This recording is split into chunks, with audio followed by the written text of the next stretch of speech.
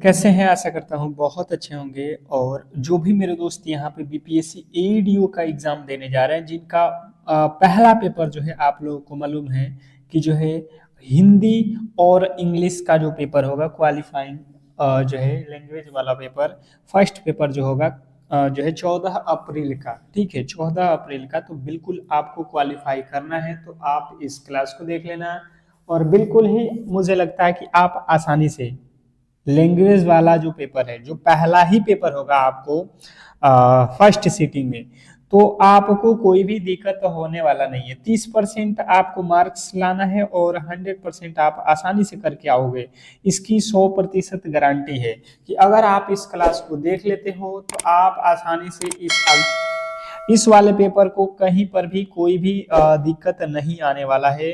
हिंदी और इंग्लिश, ये दो सब्जेक्ट को मैंने यहाँ पे रखा हुआ है। जैसे आपके पेपर आने वाले हैं पहला, बिल्कुल पहला पेपर का टेंशन आपका खत्म हो जाएगा। मैं फिर से कह रहा हूँ कि आप जो भी मेरे दोस्त इस क्लास को देख रहे हो, बिल्कुल क्लास को अंत तक देखोगे तो बहुत बड़ा बेनिफिट आपको मिलने वाला है। 14 अप्रैल अब जो है आप लोगों को मात्र घंटों में समय रह चुका है। घंटे में ही समय अब बचे हुए हैं। अंतिम के कुछ घंटे बाद आप एग्जाम हॉल में हो गए।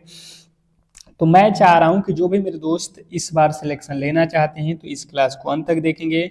और पहला प्रश्न से स्टार्ट करते हैं क्लास को। सभी लोगों से रिक्वेस्ट करेंगे कि बिल्कुल जो भी मेरे दोस्त मेरे क्लास में आए हैं, तो आप लोग जो है एक बार क्लास को लाइक कर दो। चैनल को सब्सक्राइब नहीं किए हो तो चैनल को सब्सक्राइब कर लो, क्योंकि क्लास बहुत ज़्यादा महत्वपूर्ण आपके एग्जाम के लिए होने वाला है। क्योंकि जैसे आप इस क्लास में देखोगे, बिल्कुल वैसे प्रश्न आपको एग्जाम हॉल में देखने को मिलेंगे। तो क्लास को लाइक करके चैनल को सब्सक्राइब करके रखोगे तो आपको ही फायदा होने वाला है। चलिएगा, उत्पत्ति के आधार पर पाठशाला किस प्रकार का जो है शब्द है? उत्पत्ति के आधार पे पाठशाला किस प्रकार का शब्द है? और फिर बता दूं कि इसके जस्ट बाद आपका क्लास होने वाला है जिसमें आप देखोगे जीके के क्वेश्चन। जीके वाला जो पेपर होगा सेकेंड शिफ्ट में 14 अप्रैल का, उसका भी पेपर के मोस्ट एक्सपेक्टेड प्रश्न जो है आपके सामने आने वाला है। तो आप लोग चैनल को सब्सक्राइब करके बेल आइकन दबाओगे तो नोटिफिकेशन आपको हर एक क्लास का पहुंचेगा। फिर उसके बाद से मैथ रीजनिंग का क्लास होगा। ठीक है, तो व्युत्पत्ति के आधार पे पाठशाला जो है आप लोगों को याद रखना है कि ये जो है आप लोगों के यौगिक है। क्या है? यौगिक। क्यों? क्योंकि ये देखोगे तो ये जो है पाठ प्लस शाला, दो शब्दों से मिलके मिला है, बना है पाठशाला, इसलिए ये यौगिक शब्द हैं। ऑप्शन नंबर बी जो है आपको लगाना है, कोई दिक्कत नहीं होने वाला है। नेक्स्ट प्रश्न की ओर चलेंगे और अगला प्रश्न आपके सामने है, जिसकी आशा न की गई हो, वाक्यांश के लिए एक सटीक शब्द क्या होगा? वेरी वेरी इंपॉर्टेंट प्रश्न है, स्टार मार्क कर लो। ये आपको एग्जाम हॉल में देखने को मिलने वाला है। प्रश्न में बोला गया है जिसकी आशा न की गई हो, वाक्यांश के लिए एक शब्द जो है आप लोगों को बताने हैं। तो जो भी मेरे दोस्त बता रहे हैं अप्रत्याशित, उनके बिल्कुल राइट उत्तर है ऑप्शन नंबर बी। जिन्होंने बी को चुना उनके बिल्कुल राइट उत्तर है। नेक्स्ट प्रश्न आपके सामने है, उच्छ्वास का सही संधि विच्छेद क्या है? उच्छ्वास का सही संधि विच्छेद क्या है? Question number 3। तीसरे नंबर प्रश्न के जो राइट उत्तर है बताने की कोशिश कीजिए सभी लोग। क्वेश्चन नंबर 3 पे आ चुके हैं, बताने की कोशिश करेंगे सभी लोग। उच्छ्वास का संधि विच्छेद क्या हो जाएगा? तो देखो यहाँ पे जो च है ये तो सबसे पहले ता में चेंज होगा। उत्त जहां पे लिखा गया है वही सही होगा। तो देखो सभी यहाँ पे आपको आसानी से उत्तर समझने की कोशिश करोगे तो आसानी से इन प्रश्नों के सॉल्यूशन आपको मिलने वाले हैं। नेक्स्ट प्रश्न आपके सामने है, कह रहा है आपका अगला प्रश्न कि निम्नलिखित में से कौन सा शब्द तत्सम नहीं है? निम्नलिखित में से कौन सा शब्द तत्सम नहीं है? Question number 4। चौथे नंबर प्रश्न के जो राइट उत्तर है बताने की कोशिश करेंगे सभी लोग। क्या होने वाला है? निम्नलिखित में से कौन सा शब्द तत्सम नहीं है? तत्सम, तत्सम किसको बोला जाता है पहले ये आपको पता होना चाहिए। संस्कृत के शब्द को तत्सम बोला जाता है, ये तो आपको पता है। अग्नि, अग्नि का जो है बिल्कुल तत्सम रूप है, इसको बोला जाता है तद्भव में आग। तो यहाँ पे दिया गया है आपका कार्य, कार्य को बोला जाता है काम। आपने ये तो दोनों तो क्लियर है कि ये तत्सम है। हमसे पूछा गया तत्सम नहीं है। यहाँ पे अच्छत, अच्छत आप देखते हो यहाँ पे छतरी वाला छ कभी भी आ जाए तो ये हमेशा तत्सम शब्द होते हैं। बचा हुआ क्या है? पंख। पंख बिल्कुल आपका क्या है? पंख जो है आपका है तद्भव। इसका तत्सम क्या होता है? पक्ष। नेक्स्ट प्रश्न आपके सामने है, अन्वय शब्द में कौन सा समास प्रयुक्त है? अवनय। क्वेश्चन नंबर 5वें के राइट उत्तर बताने की कोशिश करेंगे सभी लोग। क्वेश्चन नंबर 5 पे आ चुके हैं, क्या लगता है आपको? बताने की कोशिश करो फटाफट से। तो जो भी मेरे दोस्त बता रहे हैं, अवनय में अनु उपस्वर्ग लगा है अर्थात अव्ययी भाव समास। इसमें क्या है? अवनय में अनु प्लस अय, तो अनु उपस्वर्ग लग गया है तो उपस्वर्ग वाले शब्द क्या होते हैं? अव्ययी भाव समास। ये बेहतर तरीके से आपको पता होगा। पुरस्कार में कौन सी संधि है? पुरस्कार। पुरस्कार का जब संधि विच्छेद हम करेंगे तो यहाँ पे क्या होगा? सबसे पहले आपको संधि आना चाहिए, क्योंकि आपके एग्जाम हॉल में भी आएगा। आधा स है, इसके बदले हमेशा ही हलंत विसर्ग का प्रयोग होता है, प्लस में हो जाएगा कार्य। तो जब ये वाला आ गया तो इसका नाम ही विसर्ग है, तो आप क्लियर रहोगे। ऑप्शन नंबर जो है आपका सी, ऑप्शन नंबर सी। मुझे लगता है कि बिल्कुल ये क्लास आपके लिए रामबाण सिद्ध होगा। जब आप एग्जाम हॉल में बैठोगे तो इस क्लास का अहमियत आपको पता चल जाएगा। तो बिल्कुल फिर भी मैं आप लोगों से रिक्वेस्ट करूंगा कि इस क्लास को एक बार शेयर जरूर कर दें, लाइक जरूर कर दें। गड़े मुर्दे उखाड़ना मुहावरे का सही अर्थ क्या है? क्वेश्चन नंबर 7 पे आ चुके हैं। 7वें नंबर प्रश्न के जो राइट उत्तर हैं बताने की कोशिश करेंगे सभी लोग। क्वेश्चन नंबर 7, क्या लगता है आपको? गड़े मुर्दे उखाड़ना मुहावरे का सही अर्थ क्या होने वाला है? तो जो भी मेरे दोस्त बता रहे हैं, पुरानी बातों को दोहराना, पुरानी बातों को दोहराना। ऑप्शन नंबर बी, जिन्होंने बी को चुना उनके बिल्कुल राइट उत्तर है, जिन्होंने बी को चुना। नेक्स्ट प्रश्न आपके सामने है, साकेत महाकाव्य के रचयिता कौन है? साकेत महाकाव्य के रचयिता कौन है? क्वेश्चन नंबर आपके सामने 8, 8वें नंबर प्रश्न के जो राइट उत्तर है बताने की कोशिश करेंगे। क्वेश्चन नंबर 8 पे आ चुके हैं, बताने की कोशिश करेंगे। साकेत महाकाव्य के रचयिता कौन है?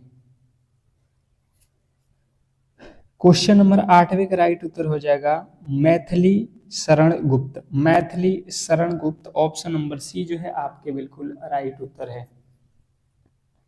नेक्स्ट प्रश्न आपके सामने है, परिमित का सही विलोम शब्द क्या है? परिमित। क्वेश्चन नंबर 9, 9वें नंबर प्रश्न के राइट उत्तर बताने की कोशिश कीजिए सभी लोग। परिमित का विलोम शब्द क्या होता है? तो जो भी मेरे दोस्त बता रहे हैं अपरिमित, उनके बिल्कुल राइट उत्तर है ऑप्शन नंबर बी। परिमित का क्या हो जाएगा? अपरिमित। नेक्स्ट प्रश्न आपके सामने है, कह रहा है आपका अगला प्रश्न, शुद्ध वाक्यांश का चयन करें। शुद्ध वाक्यांश का चयन करें। क्वेश्चन नंबर 10, 10वें नंबर प्रश्न के जो राइट उत्तर है बताने की कोशिश करेंगे सभी लोग। शुद्ध वाक्यांश का चयन करना है। क्वेश्चन नंबर 10, जो भी मेरे दोस्त बता रहे हैं शुद्ध वाक्यांश का चयन करना है, अर्थात वह दंड पाने योग्य है। बिल्कुल आपका जो ऑप्शन नंबर डी लिखा है कि वह दंड पाने योग्य है, बिल्कुल राइट उत्तर है। अगला प्रश्न है, 8 8 आंसू रोना का अर्थ क्या है? एक बार यार आपके लिए हमने इतना मेहनत किया है तो कम से कम क्लास को लाइक कर लो, ठीक है? एक बार क्लास को लाइक करोगे तो हमारा भी मोटिवेशनल बना रहता है, और इससे भी बेहतरीन क्लास आपको आने वाली है जो कि जीके जीएस मैथ रीजनिंग, जिसमें आपको बेहतर करना है, उसकी क्लास आने वाली है। बहुत अधिक विलाप करना, ऑप्शन नंबर ए जो है आपका बिल्कुल राइट उत्तर है। अधिसूचना का प्रयोग किस क्षेत्र में नहीं किया जाता है? अधिसूचना का प्रयोग किस क्षेत्र में नहीं किया जाता है? क्वेश्चन नंबर 12, 12वें नंबर प्रश्न के जो राइट उत्तर है बताने की कोशिश करेंगे। क्वेश्चन नंबर 12, जो भी मेरे दोस्त बता रहे हैं यहाँ पे, कर्तव्य में उनके बिल्कुल राइट उत्तर है। अधिसूचना का प्रयोग जो है कर्तव्य में नहीं किया जाता है। नेक्स्ट प्रश्न आपके सामने है, तरड़ी और तरणी का तरड़ी और तरड़ी शब्द का सही अर्थ क्या है? क्वेश्चन नंबर 13 पे आ चुके हैं, बताने की कोशिश कीजिए। सभी लोग बताएंगे तरड़ी जो लिखा गया है ये कैसे सही है, इसके अर्थ कौन कौन से होते हैं? तो जो भी मेरे दोस्त बता रहे हैं सूर्य और नाव, तरड़ी का मतलब सूर्य और नाव, बिल्कुल उनके राइट उत्तर है। नेक्स्ट प्रश्न आपके सामने है, कह रहा है यहाँ पे कि जो है बिहारी किस काल की कवि है? बिहारी किस काल के कवि हैं? Question number 14। 14वें नंबर प्रश्न के जो राइट उत्तर है बताने की कोशिश करेंगे। बिहारी किस काल के कवि हैं? बताएंगे। Question number 14। 14वें नंबर प्रश्न के राइट उत्तर आपको याद रखना है रीति काल। ऑप्शन नंबर सी जो है बिल्कुल राइट उत्तर है। नेक्स्ट प्रश्न आपके सामने है, भ्रमर का पर्यायवाची शब्द नहीं है। भ्रमर का पर्यायवाची शब्द नहीं है। Question number 15। 15वें नंबर प्रश्न के जो राइट उत्तर है बताने की कोशिश कीजिए सभी लोग। क्वेश्चन नंबर 15, भ्रमर का पर्यायवाची शब्द नहीं है। क्वेश्चन नंबर 15 बिल्कुल सभी लोग बताने की कोशिश करेंगे। तो जो भी मेरे दोस्त बता रहे हैं प्रभाकर, उनके बिल्कुल राइट उत्तर है ऑप्शन नंबर डी। जिन्होंने डी को चुना है उनके बिल्कुल राइट उत्तर है। नेक्स्ट प्रश्न आपके सामने है, कह रहा है कि अनुस्मारक का उद्देश्य क्या है? अनुस्मारक का उद्देश्य क्या होता है? क्वेश्चन नंबर 16 पे आ चुके हैं, बताइएगा सभी लोग। सभी लोग बताएंगे 16वें नंबर प्रश्न के राइट उत्तर क्या होने वाला है। तो जो भी मेरे दोस्त बता रहे हैं, पूर्व में भेजे गए पत्र की याद दिलाना। पूर्व में भेजे गए पत्र की याद दिलाना, ऑप्शन नंबर बी जो है आपके बिल्कुल राइट उत्तर है। नेक्स्ट प्रश्न आपके सामने है, करिकुलर के लिए सटीक हिंदी शब्द क्या है? करिकुलर के लिए सटीक हिंदी शब्द क्या है? Question number 17। 17वें नंबर प्रश्न के राइट उत्तर बताने की कोशिश करेंगे सभी लोग। क्वेश्चन नंबर 17 पे आ चुके हैं, सभी लोग बताएंगे यहाँ पे 17वें नंबर प्रश्न के राइट उत्तर क्या होने वाला है? परिपत्र। परिपत्र आपका बिल्कुल राइट उत्तर है, ऑप्शन नंबर बी परिपत्र। नेक्स्ट प्रश्न आपके सामने है, सावधानी शब्द में कौन सा प्रत्यय लगा है? सावधानी शब्द में कौन सा प्रत्यय लगा है? Question number 18। 18वें नंबर प्रश्न के राइट उत्तर बताएंगे। सावधानी शब्द में कौन सा प्रत्यय लगा है? तो देखिए सावधान शब्द होता है सावधान, और यहाँ से धा में से आ निकला है और उसके बाद से नी, सावधानी में धानी बोल रहे हैं, आनी लगा है, ऑप्शन नंबर डी। नेक्स्ट प्रश्न आपके सामने है, देखिएगा कह रहा है, जिसका कोई शत्रु न जन्मा हो। जिसका कोई शत्रु न जन्मा हो। जिसका कोई शत्रु न जन्मा हो वाक्यांश के लिए एक शब्द क्या होगा? Question number 19। 19वें नंबर प्रश्न के राइट उत्तर बताएंगे सभी लोग। जिसका कोई शत्रु न जन्मा हो, जो भी मेरे दोस्त बता रहे हैं अजात शत्रु, उनके बिल्कुल राइट उत्तर है ऑप्शन नंबर बी अजात शत्रु। नेक्स्ट प्रश्न आपके सामने है, अतियुक्ति शब्द में कौन सी संधि है? अतियुक्ति शब्द में कौन सी संधि है? क्वेश्चन नंबर 20वें नंबर प्रश्न के राइट उत्तर बताएंगे। संधि बताना है। देखिएगा यहाँ पे सबसे पहले देखोगे तो इसका संधि विच्छेद आपको आना चाहिए। आधा त है तो आपको मैंने बताया है बार बार, अति प्लस यहाँ पे य में उ की मंत्र है तो उक्ति। अब यहाँ पे देखोगे कि य वाला जो है, य वाला पर्सन को हमने यहाँ पे गायब किया है, तो यहाँ पे यण संधि हो जाएगा। ऑप्शन नंबर ए जो है आपका बी सी जो है आपका बिल्कुल राइट उत्तर है। सी में दिया गया है यण संधि। नेक्स्ट प्रश्न आपके सामने है, शुद्ध वर्तनी वाले शब्द का चयन करें। शुद्ध वर्तनी वाले शब्द का चयन करना है। Question number 21। 21वें नंबर प्रश्न के राइट उत्तर बताएंगे सभी लोग। क्वेश्चन नंबर 21 पे आ चुके हैं। शुद्ध वर्तनी वाले शब्द का चयन करना है। Question number 21। अन्वेषण कौन सा सही लिखा गया है? तो देखिए अन्वेषण में ये वाला स तो बिल्कुल गलत है, पूरा न लिखा है, बिल्कुल गलत है। अन्वेषण में न लास्ट में नहीं रहेगा भाई साहब, अड़ा रहता है। ऑप्शन नंबर 1 क्लियर है, बिल्कुल क्लियर होना चाहिए। नेक्स्ट प्रश्न आपके सामने है। कान कतरना मुहावरे का सही अर्थ क्या है? कान कतरना क्वेश्चन नंबर 22। 22वें नंबर प्रश्न के राइट उत्तर बताने की कोशिश करेंगे सभी लोग। कान कतरना मुहावरे का सही अर्थ क्या है? तो जो भी मेरे दोस्त बता रहे हैं यहाँ पे, बहुत चतुर होना, बहुत चतुर होना, ऑप्शन नंबर बी जो है आपका बिल्कुल राइट उत्तर है। क्वेश्चन नंबर बी 22वें के बी बिल्कुल राइट उत्तर है। नेक्स्ट प्रश्न आपके सामने है। पयोधर का संधि विच्छेद क्या होगा? पयोधर क्वेश्चन नंबर 23। 23वें नंबर प्रश्न के राइट उत्तर बताने की कोशिश कीजिए सभी लोग। पयोधर का संधि विच्छेद क्या होने वाला है? तो जो भी मेरे दोस्त बता रहे हैं यहाँ पे, पयोधर का पयः प्लस धर हमेशा ओ कमांतरा जो होता है विसर्ग में जाता है, बिल्कुल उनका राइट उत्तर है। अगला प्रश्न है, आच्छादित का उचित विच्छेद कौन सा होगा? Question number 24। 24वें नंबर प्रश्न के जो राइट उत्तर है बताने की कोशिश कीजिए सभी लोग। Question number 24। जो भी मेरे दोस्त बता रहे हैं यहाँ पे आ प्लस छादित, उनके बिल्कुल राइट उत्तर है ऑप्शन नंबर ए। नेक्स्ट प्रश्न आपके सामने है। मृग नयनी में कौन सा समास है? मृग नयनी क्वेश्चन नंबर 25।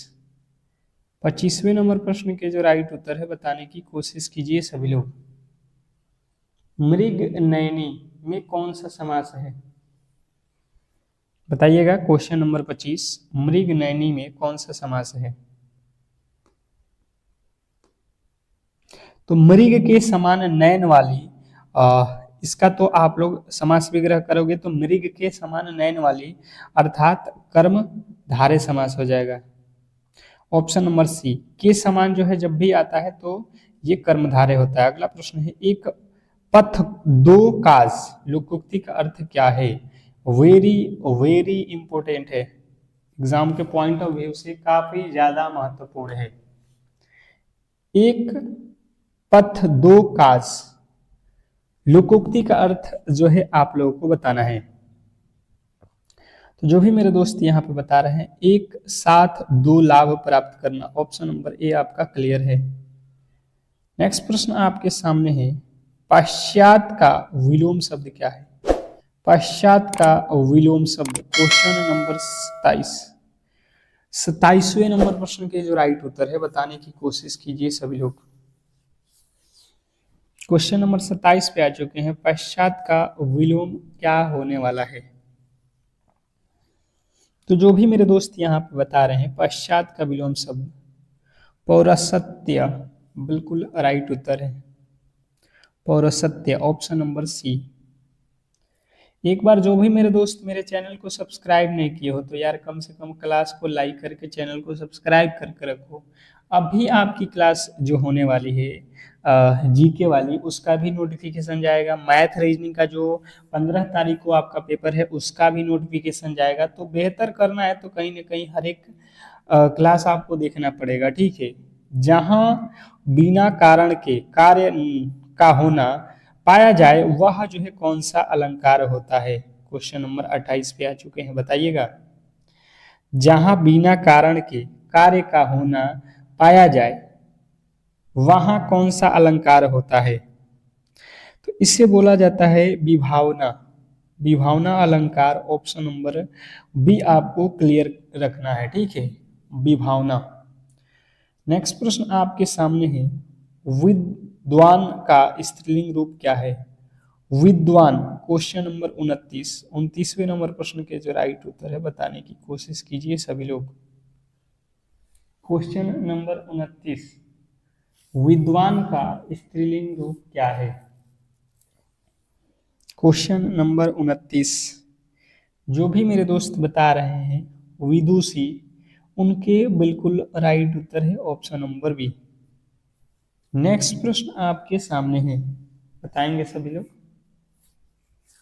क्वेश्चन नंबर 29 पे आ चुके हैं और जो भी मेरे दोस्त यहाँ पे ऑप्शन नंबर बी को लगाए थे उनके बिल्कुल राइट उत्तर थे। नेक्स्ट प्रश्न आपके सामने है, मैला आंचल उपन्यास के लेखक कौन है जो बिहार के पूर्णिया अंचल से संबंधित है? क्वेश्चन नंबर 30 बहुत ज्यादा महत्वपूर्ण प्रश्न है, बताने की कोशिश करेंगे सभी लोग। बोला गया है कि मैला आंचल उपन्यास के लेखक कौन है जो बिहार के पूर्णिया अंचल से संबंधित है? तो जो भी मेरे दोस्त बता रहे हैं कि जो है फणीश्वर नाथ रेणु, बिल्कुल राइट उत्तर है Phanishwar Nath Renu, option number B जो है आपको याद रखना है। नेक्स्ट प्रश्न आपके सामने है, सरकारी पत्रों में प्रतिलिपि का क्या अर्थ होता है? सरकारी पत्रों में प्रतिलिपि का अर्थ क्या होता है? क्वेश्चन नंबर 31वें नंबर प्रश्न के राइट उत्तर बताने की कोशिश कीजिए सभी लोग। 31वें नंबर प्रश्न के जो राइट उत्तर है आप लोगों को याद रखना है, संबंधित विभागों या व्यक्तियों को सूचना के लिए भेजी गई कॉपी। नेक्स्ट प्रश्न आपके सामने है, अर्ध सरकारी पत्र का संबोधन कैसा होता है? अर्ध सरकारी पत्र का संबोधन कैसा होता है? क्वेश्चन नंबर 32वें नंबर प्रश्न के जो राइट उत्तर है बताने की कोशिश कीजिए सभी लोग। क्वेश्चन नंबर 32 पे आ चुके हैं, अर्ध सरकारी पत्र का संबोधन कैसा होता है? तो जिन्होंने बताया है प्रियश्री, ये अर्थात की आधिकारिक का नाम बिल्कुल राइट उत्तर है। अगला प्रश्न है, मेधा शब्द का विश्लेषण रूप क्या है? मेधा, क्वेश्चन नंबर 33वें नंबर प्रश्न के जो राइट उत्तर है बताइएगा सभी लोग। क्वेश्चन नंबर 33वें नंबर प्रश्न के राइट उत्तर बताने की कोशिश कीजिए सभी लोग। मेधा शब्द का विशेषण रूप क्या है? मेधा, तो जिन्होंने बताया यहाँ पे मेधावी, बिल्कुल राइट उत्तर है ऑप्शन नंबर बी। नेक्स्ट प्रश्न आपके सामने है, वक्र शब्द का सही विलोम का चयन करना है। क्वेश्चन नंबर 34वें नंबर प्रश्न के जो राइट उत्तर है बताने की कोशिश कीजिए सभी लोग। पूछा गया है वक्र शब्द का सही विलोम जो है हमें बताना है कि क्या होने वाला है।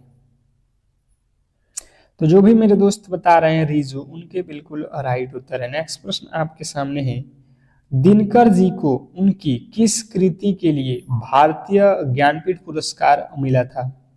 दिनकर जी को उनकी किस कृति के लिए भारतीय ज्ञानपीठ पुरस्कार मिला था? तो जो भी मेरे दोस्त बता रहे हैं उर्वशी, उनके बिल्कुल राइट उत्तर है ऑप्शन नंबर सी। जिन्होंने भी सी को सुना है उनके बिल्कुल राइट उत्तर है। नेक्स्ट प्रश्न आपके सामने है, कर आपका अगला प्रश्न, छाती पर मूंग दलना मुहावरे का सही अर्थ क्या है? क्वेश्चन नंबर 36 पे आ चुके हैं, बताएंगे सभी लोग। 36वें नंबर प्रश्न के राइट उत्तर क्या होने वाला है?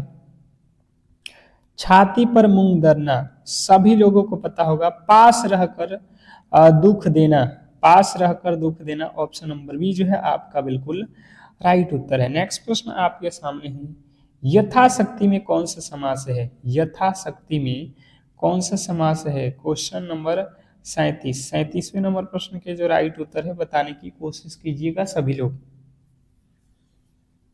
यथाशक्ति में कौन सा समास है? यथाशक्ति में कौन सा समास है? तो जिन्होंने बताया है अव्ययी भाव समास, उनके बिल्कुल राइट उत्तर है ऑप्शन नंबर सी, क्योंकि इसमें जो है यथा जो है उपस्वर्ग है, यथा उपसर्ग है, बाद में शक्ति जो है इसमें शब्द है। तो कहीं ना कहीं आप बेहतर तरीके से एक एक टॉपिक को समझते चलिए। परिमार्जित भाषा का अर्थ क्या है? परिमार्जित भाषा का अर्थ क्या है? क्वेश्चन नंबर जो है 38वें नंबर प्रश्न का राइट उत्तर जो भी मेरे दोस्त यहाँ पे बता रहे हैं, व्याकरणिक रूप से शुद्ध और परिष्कृत भाषा, ऑप्शन नंबर बी जो है आपके बिल्कुल राइट उत्तर है। अगला प्रश्न आपके सामने है, अकाउंटेबिलिटी शब्द का सटीक हिंदी परिभाषा शब्द क्या है? क्वेश्चन आपके सामने है 39वें नंबर प्रश्न के राइट उत्तर बताएंगे। अकाउंटेबिलिटी शब्द का सटीक हिंदी परिभाषा शब्द कौन सा है? तो जो भी मेरे दोस्त बता रहे हैं, उत्तरदायित्व या जवाबदेही, ऑप्शन नंबर बी जो है आपके बिल्कुल राइट उत्तर है। नेक्स्ट प्रश्न आपके सामने है, स ध्वनि का उच्चारण स्थान क्या है? स, क्वेश्चन नंबर 40वें नंबर प्रश्न के जो राइट उत्तर है बताने की कोशिश करेंगे सभी लोग। स ध्वनि का उच्चारण स्थान क्या है? क्वेश्चन नंबर 40वें नंबर प्रश्न का राइट उत्तर हो जाएगा तालु, ऑप्शन नंबर बी जो है बिल्कुल राइट उत्तर है। नेक्स्ट प्रश्न आपके सामने है, अब देखिए यहाँ पे जो है इंग्लिश के प्रश्न आ चुके हैं, ठीक है। इंग्लिश का प्रश्न है, एक बार यार क्लास को लाइक कर लो, क्लास को सभी लोग एक बार लाइक कर लो, तो जो भी मेरे दोस्त देख रहे हैं इस क्लास को चलिएगा, और चैनल को सब्सक्राइब करके भी रखो। बेहतर करना है अगर एग्जाम हॉल में तो, सिलेक्शन लेना है तो। देखिएगा यहाँ पे कह रहा है आप लोगों के सामने, choose the correctly form the verb, हमें सही वर्ब की पहचान यहाँ पे करनी है। हम लोग के पास दिया गया है कि she are to school everyday. अब जो है सी के बाद यहाँ पे गो लगेगा, गोज लगेगा, गोइंग लगेगा, गॉन लगेगा। क्या होने वाला है आप लोग बताने की कोशिश करेंगे। आप यहाँ पे क्या लगाओगे? तो देखोगे यहाँ पे कि सी इज, वह स्कूल जाती है, प्रतिदिन जाती है, तो जाती है, ताहती है आता है तो क्या लगता है? गोज लगता है, ऑप्शन नंबर बी। यस अथवा यस का प्रयोग करते हैं तो गो के साथ गोज हो जाएगा। नेक्स्ट प्रश्न आपके सामने है, find the synonyms of the word happy का जो है सिनोनिम्स हमें बताना है। क्वेश्चन नंबर 42 बहुत बहुत इंपॉर्टेंट है, बताएंगे सभी लोग। 42वें नंबर प्रश्न के राइट उत्तर हैप्पी का क्या होने वाला है? सिनोनिम्स। तो जॉयफुल आपकी बिल्कुल राइट उत्तर हो जाएगा, ऑप्शन नंबर बी। नेक्स्ट प्रश्न आपके सामने है, fill in the blank with correct जो है आर्टिकल, सही आर्टिकल की जो है हमें यहाँ पे फिलअप करना है। He is honest man, honest man के पहले कौन सा आर्टिकल लगने वाला है? बहुत बहुत बार आपके एग्जाम हॉल में पूछा गया ये प्रश्न है, तो बताने की कोशिश करेंगे। देखिए होनेस्ट जब आप जो है इसे लिखोगे तो ऑनेस्ट हम इसे पढ़ते हैं, ऑनेस्ट पढ़ते हैं, इसका मीनिंग ए से होता है, इसलिए इसके पहले हमें एन लगाना पड़ेगा, ठीक है। क्लियर, आपको याद रखना है। नेक्स्ट प्रश्न आपके सामने है, what is the plural of child, child का प्लूरल क्या होने वाला है? चाइल्ड का प्लूरल जो है आप लोगों को बताना है।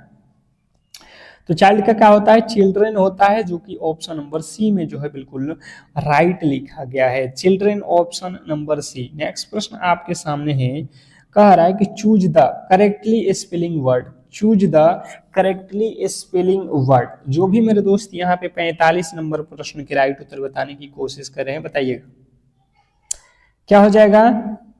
वैकेंसी जो लिखा गया है option number C, VACANCY, vacancy बिल्कुल राइट उत्तर है। नेक्स्ट प्रश्न आपके सामने है, filling in the blank, filling in the blank लिखा गया है, यहाँ पे कह रहा है कि look the bird in the sky, अब यहाँ पे बर्ड के बाद क्या भरा जाएगा, लुक द बर्ड।